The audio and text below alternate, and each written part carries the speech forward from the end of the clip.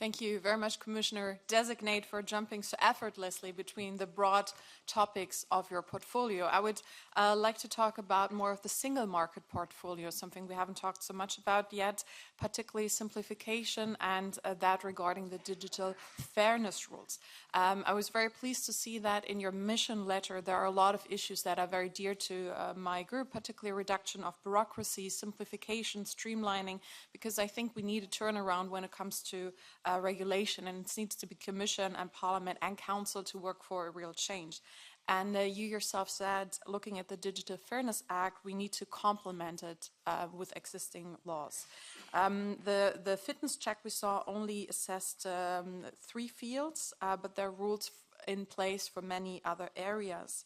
So I would like to know a bit more, how do you tackle the task of developing a Digital Fairness Act without creating a comprehensive new law, duplicating existing rules, and where would you see a potential to cut red tape? Thank you very much. Thank you very much for your question, and I do believe that the Digital Fairness Act can make a contribution to the overall agenda of the Commission and indeed the Parliament to implement simplification.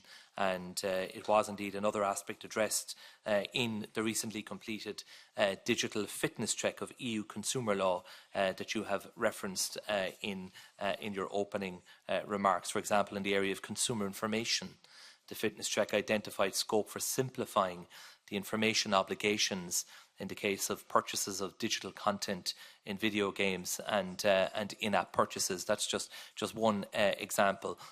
There's a much wider question about simplification, and there are many measures within my portfolio where I can make a contribution. The upgrading of digital company law, the introduction of the 28th regime, for example, the manner in which we implement the Corporate Sustainability Due Diligence Directive, just to name a few examples, and the digitalisation of justice generally, I think will offer significant opportunity for cost reduction and reducing the burden of administration as well. The Digital Fairness Act is not about layering additional requirements that are already in other bodies of law. I think the legal acquis that is there is currently missing coverage in respect of certain digital activities, and for consumers in particular, and hopefully we'll have an opportunity to go into them around the dark patterns and the addictive design and the personalised behaviour, the role of influencers.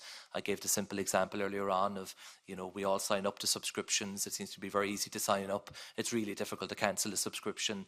Can we deal with issues like that? So simplification will have benefits for consumers, but it will also have benefits for businesses. And I'll be looking at every opportunity available in the Digital Fairness Act and across the full suite of files that I have in my portfolio for simplification opportunities.